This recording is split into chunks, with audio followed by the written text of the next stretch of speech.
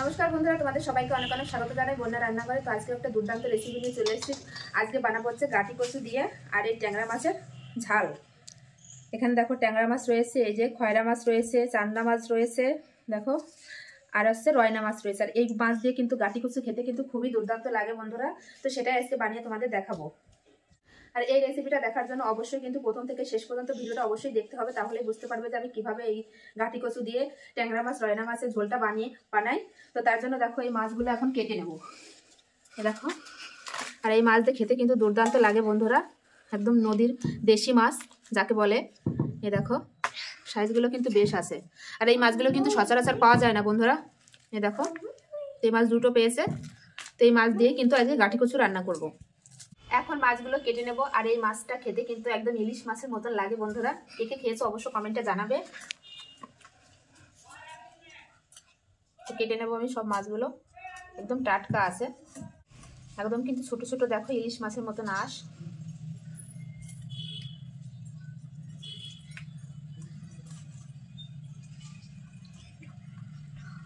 দেখো আমার একটা মাছ কাটা হয়ে গেল। এভাবে কেটে নেব আমি মাছ। আর এই দেশি মাছ দিয়ে কিন্তু কচু তারপরে মেটে আলু রান্না করলে কিন্তু খুবই ভালো লাগে খেতে।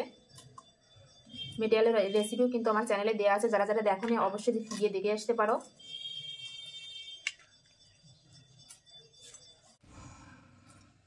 তো দেখো দেখতে দেখতে কিন্তু অনেকগুলো মাছই আমি কেটে নিয়েছি। আর এই মাছগুলো কাটলেই কিন্তু হয়ে যায়। তো দেখো ট্যাংরা মাছগুলো কিন্তু কেটে নিচ্ছি।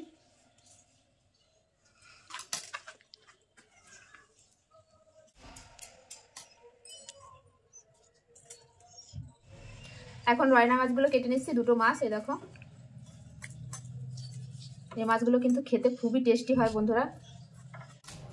সব মাছ প্রায় কাটা হয়ে গেছে, আর এই একটা মাছ কাটলে কিন্তু হয়ে যায়।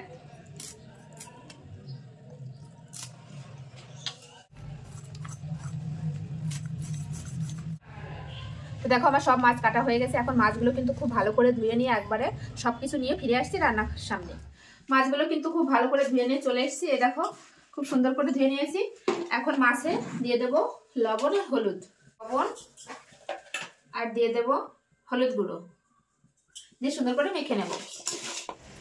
লবণ হলুদ মেখে নিয়েছি। আর এই সাইডে কড়াই বসিয়ে দিয়েছি, কড়াই গরম হলে মাছগুলো ভেজে নেব। কড়াই গরম হয়ে গেছে, এখন মাছ ভাজার জন্য দিয়ে দেবো সর্ষের তেল। তেল খুব ভালোভাবে গরম হয়ে গেছে, এখন মাছগুলো দিয়ে দেবো।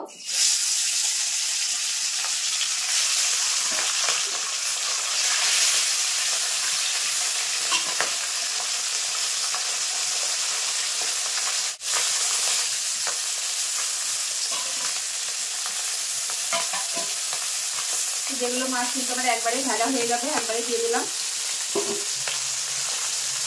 মাছগুলো এখন উল্টে দেব।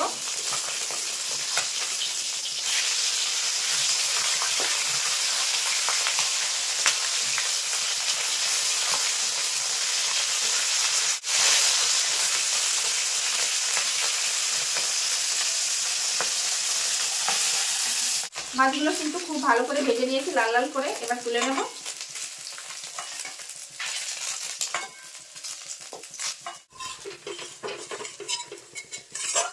এবার রান্নাটা করব। রান্না করার জন্য ফোড়ন করে নেবো। ফোড়নে দিয়ে দেবো হচ্ছে কালো জিরে। ফোড়ন করে নিয়েছি। আর এই সাইডে আমি কিন্তু গাটি কচুগুলো এরকম লম্বা লম্বা করে কেটে রেখেছিলাম, এটা দিয়ে দেবো এখন তেলের উপর।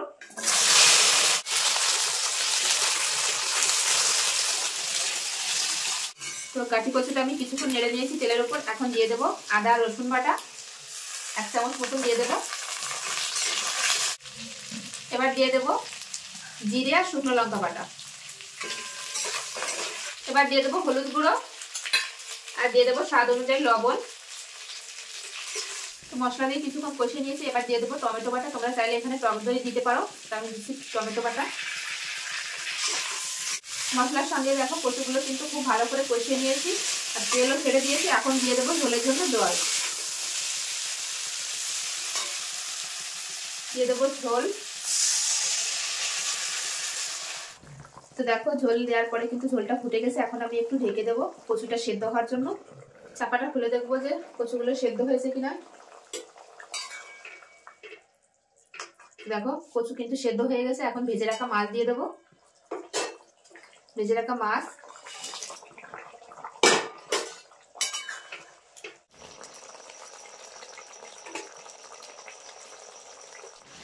ট্যাংরা মাছ দিয়ে কিন্তু গাটি কচুর ঝোল আমার একদমই রেডি। তো এখন আমি গ্যাসটা বন্ধ করে দেবো।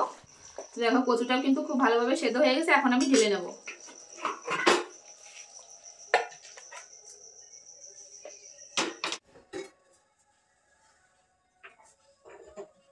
সবকিছু গুছিয়ে কিন্তু খেতে বসে পড়েছি। এ দেখো গাটি কচু দিয়ে কিন্তু মাছের ঝোল একদম আমার রেডি।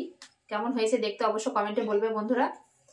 আর এখানে যেগুলো মাছ আছে তার মধ্যে কিন্তু আমার পছন্দের মাছ এটা, তো আমি এটাই নিয়ে নেবো। এই মাছগুলো খেতে কিন্তু একদম ইলিশ মাছের মতন লাগে। কচুগুলোও কিন্তু খুব ভালো সেদ্ধ হয়েছে দেখো।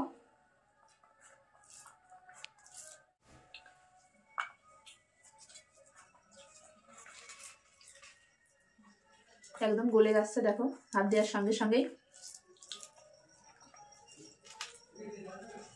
খুব সুন্দর হয়েছে বন্ধুরা রান্নাটা।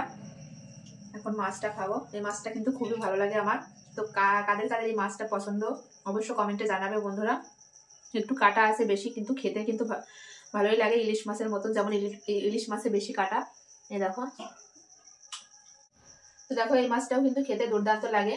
এটাকে চান্দা মাছ বলে। তো তোমাদের এখানে কি নামে পরিচিত অবশ্য কমেন্টে জানিও বন্ধুরা। এই দেখো।